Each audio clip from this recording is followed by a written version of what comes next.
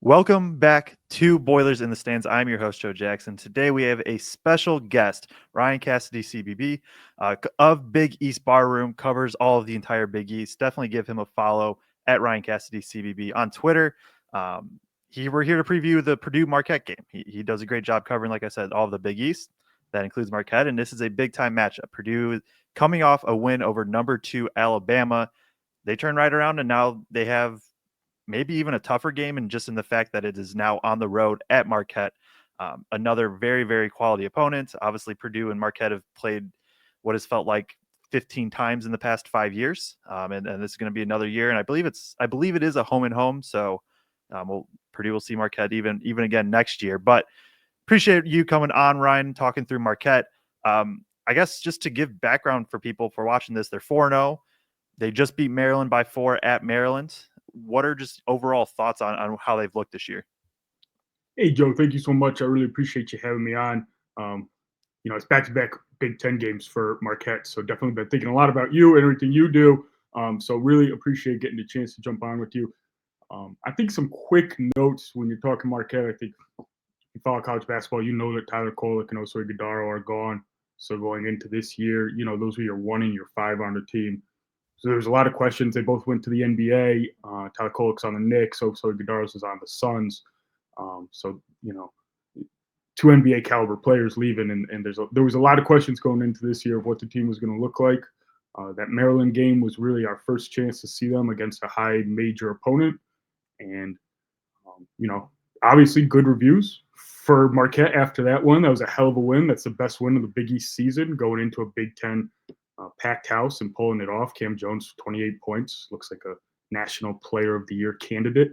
Was pretty incredible. So it's an interesting team. It's a team that's still finding itself, but in a way, Shaka Smart's built his program off continuity in a way that almost no other program in the country has. He brought in 0 transfers. All the guys that are on the team were on the team last year, unless you're an incoming freshman. So it's a team that's finding itself playing the same way. It knows who it is in a way that teams with a lot of transfers don't. Yeah, I'm not going to say it's for sure, because maybe there's only a few teams that have no transfers, and maybe there is a matchup elsewhere.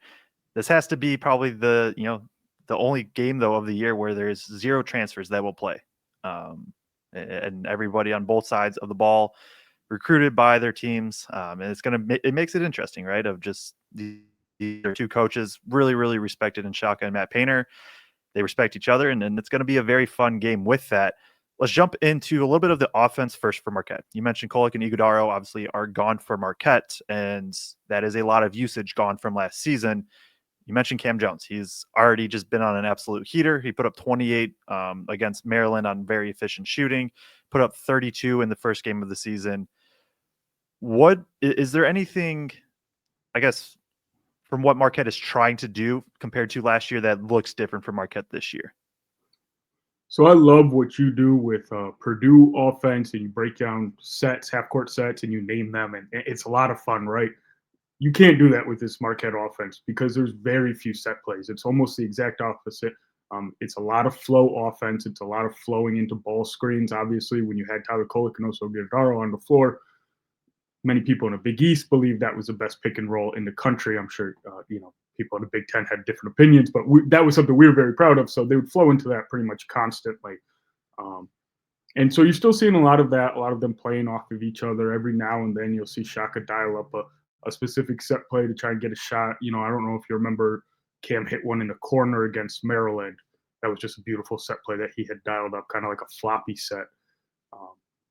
But you're seeing, Cam Jones is the point guard, so he's starting with the ball in his hands a lot. But more than last year, you're also seeing other guys with the ball in their hands and playing Cam Jones off the ball. Other things to touch on, you see a lot of pick and pop with David Joplin. He's their second best scorer on the team at this point. He's not much of a lob threat, but where he kind of is strong is in his pick and pop game. Same with Ben Gold, actually. Yeah, and as you pull up good old KenPom and you look through, it's Marquette is not a good shooting team right now. But then you dig into some of their players, especially the starting five. It's not like like Ben Gold, right? We mentioned even before, just previous. He was 20.8% on the season.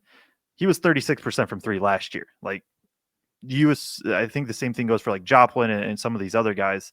Do you expect the 3-point shooting to bounce back? It's a great question. It's the biggest question on this Marquette team because obviously it's really hard to move forward when you have no shooting. Stevie Mitchell's not a plus shooter. Ben Gold, we thought may have been an average shooter. He's not shooting like it this year. Chase Ross is not a plus shooter. He's a plus athlete. He's a plus defender. He's just not a shooter. Zayd Lowry, same thing. Trey Norman, some of the guys off the bench. So they need David Joplin to shoot the ball well, and he obviously what did he finish 1 of 7 against Maryland? So they were very lucky that Cam Jones pretty much took that game over. They need Ben Gold to shoot the ball better. And that will probably decide where their ceiling is this year, is if they can get that or not.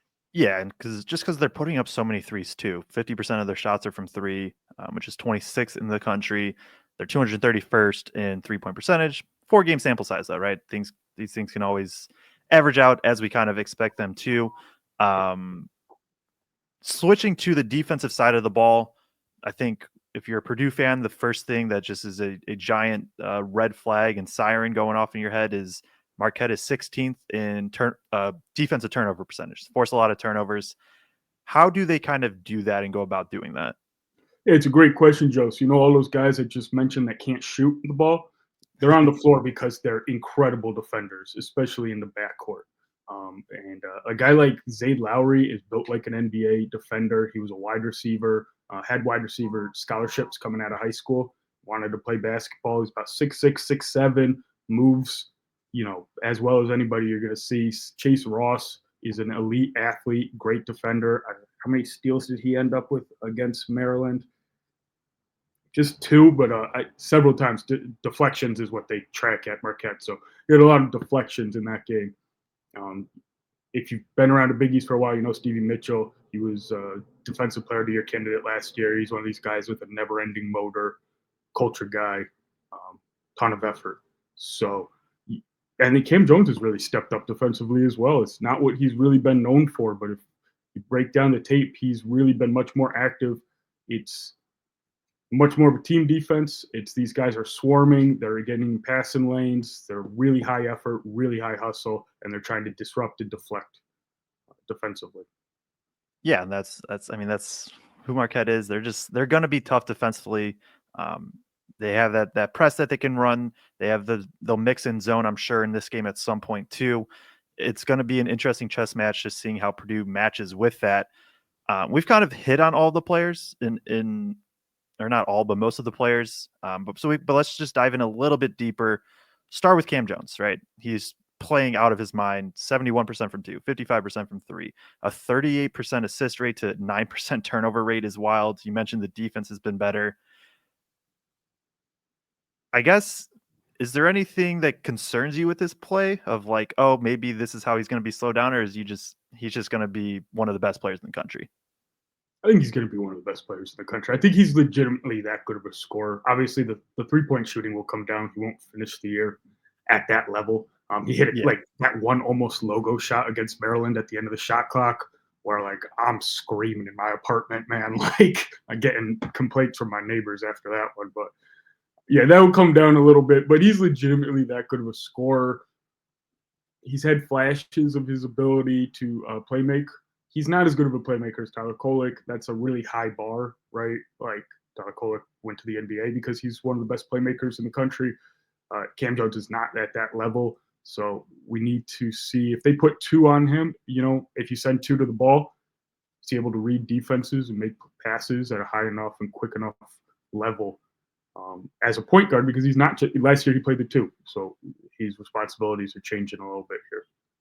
Yeah, and going to his countermates in the backcourt, starters Chase Ross and then Stevie Mitchell, what are kind of the strengths that they bring? We mentioned the defense already. Is it a lot of just defense, or is there anything beyond that? Yeah, Chase Ross is an NBA level athlete, I believe. He'll have some just poster dunks. He is disruptive. He's all over the court. Don't get in his way if it's in transition. kind of player. He needs to figure out a way to shoot the ball consistently if he wants to go to the NBA. But I think he does have that upside, almost like an Omax. If you guys remember, went to the NBA a couple of years ago out of them, kind of a wing, high level athlete, can defend like 4 different positions. He was on the bench last year, Chase Ross. So this is his first year starting. He takes Tyler Kolek's open spot. He slides into the 2 that Cam Jones had played. And then Stevie Mitchell has been a starter for them at the 3 for years now, and he's just their culture guy. He's their glue guy. He is one of those. He could be an assistant coach someday for Shaka Smart. He's one of those kind of guys. He does everything. He's a vocal leader. He's come on our podcast multiple times, and he just talks about how much he loves the Marquette way and all that kind of stuff. So that's what he brings to the table, and Shaka Smart values the hell out of it, and it's a really treat to watch for us. Yeah, and every team needs at least one of those guys. Moving to the front court, David Joplin, Ben Gold, those are going to be presumably the 2 starters once again. We mentioned the 3-point shooting that, like, hey, they probably should start hitting shots sometime soon, and it probably just will happen. What else do they bring to the floor, either on either end of the ball? Well, that's the big question.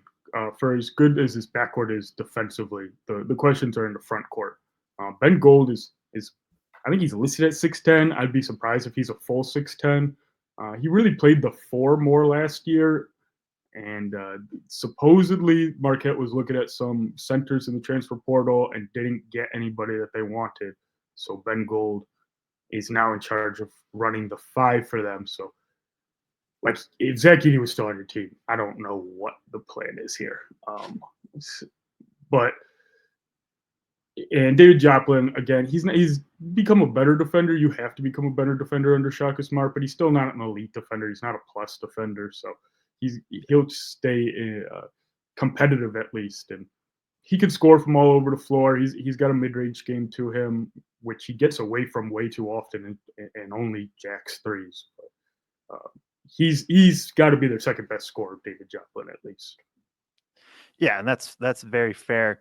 I think the interesting thing looking through this roster, these starters, and I am basing this off of just Maryland. If it's switched a little bit, definitely correct me. But 3 seniors and 2 juniors starting, and then the bench is 3 freshmen and 2 sophomores. So a lot of experience in the starters, not a ton of experience off the bench. Who kind of stands out off the bench right now, or is it just kind of whoever sticks in that specific game, they're just going to get more minutes? So this kid Royce Parham has come on. He's a freshman. Watched him a little bit in high school. He was like a wing, but he's ended up playing the backup 5 for Ben Gold at points this year. And he's had some really nice moments. He can hit a 3. He's had a couple nice dunks. He had a block in the game prior to Maryland.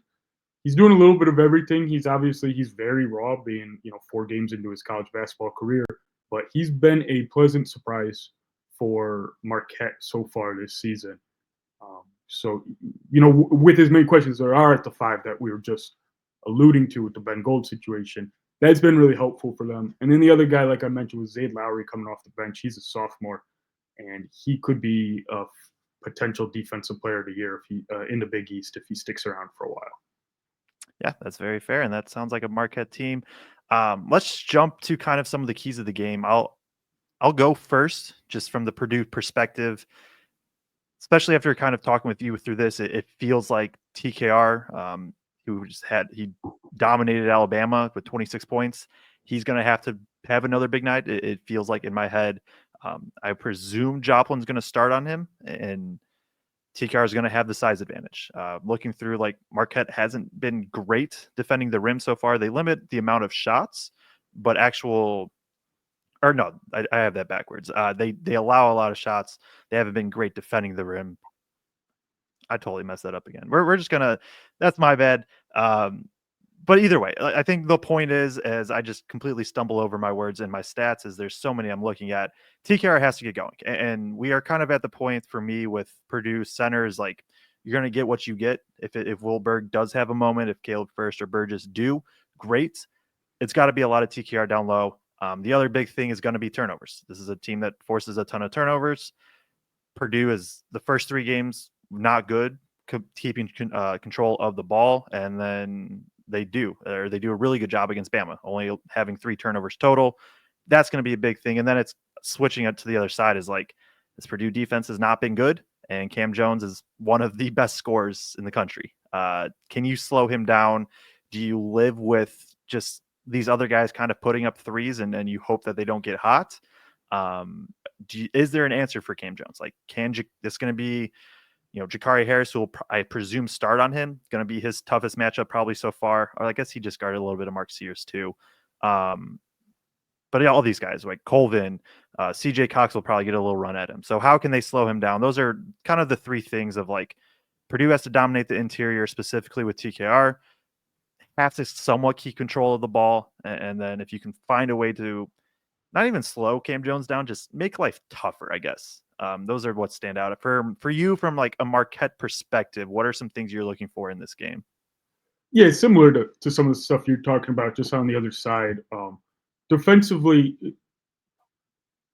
when they allow other teams to play their game, Marquette can get into a lot of trouble because we mentioned they don't have a lot of size, especially in the front court. Their front court pieces are either very young or not particularly big or defensive minded. So where they've had their most successful games dating back a year and a half at this point is when they're able to get into passing lanes to heat up the offense, to get deflections, to make turnovers, which obviously result in easy baskets on the other end. And so much of that comes down to effort and hustle and will. A couple times last year, we saw him come out in a first half and just not really have the fire. And then after halftime, come out and all of a sudden be on fire and all over the court. But then obviously you're playing from behind against a really good Purdue team. You can't do that. So I'll be really interested to see, do they bring that kind of flying all over the court, scrambling, guys making 3-4 efforts kind of defense early in the game, and keep Purdue out of getting into some of their beautiful offensive sets that we all know Joe will break down for us if they beat us. Yeah. So that should be interesting. Go ahead.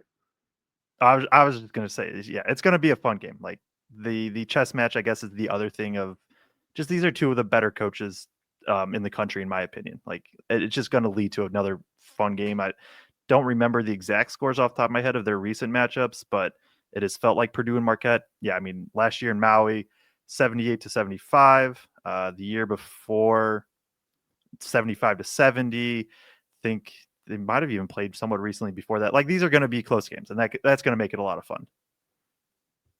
Yeah, I think that's a great example actually, because Marquette was down 12 points at halftime, and then they come out and outscore you guys by 9 in the second half. And that was one of the, actually, I forgot it was against Purdue, but that's one of the perfect examples of them just not coming out with the fire they need to in the first half, going to halftime. God knows what Shaka Smart says to them. And all of a sudden they're playing defense like their life depends on it. Joe, I wanted to ask you, do you have a prediction of how they'll try to guard Cam Jones in the pick and roll? Obviously, kind of destroyed Maryland a couple days ago in the pick and roll. Yeah, I think if assuming it is one of these centers, if it's Berg or Burgess who is defending the 5, it's going to be a lot of drop coverage. That's just what they're going to play. I would expect, though, Purdue at some point to go to their smaller lineup of Heidi at the 4, TKR at the 5. And it's either going to be a high hedge with TKR or it's just going to be a straight up switch. And they switch 5 ways, especially with, I think Ben Gold is a good player. I don't think he's the most intimidating inside force. And so you can get away a little bit more switching everything if you need to. That would be my guess of just when it's one of the traditional 5s for Purdue of Burgess or Berg, they're going to play drop coverage. That's what they do. But if it's TKR at the 5, feels like very much just trying to push him out on the perimeter. In my head, you just want the ball out of his hands. And it's not that Marquette doesn't have other dudes that can't beat you. It's that Cam Jones is really, really good at basketball. And the more that he does not have the ball in his hands, probably the better for Purdue. Yeah, that makes sense. So a lot of that drop coverage, we'll see if he pulls up some mid-range shots. See, he has that in his bag. He's a 3-level scorer. He's one of the best 3-level scorers in the country. But obviously, mid-range shots are not. Well, the analytics don't like them much, so you got to make them at a high rate to make them worth it. So Should be an interesting game. Should be an interesting chess match between, like you said, two of the best coaches in the country.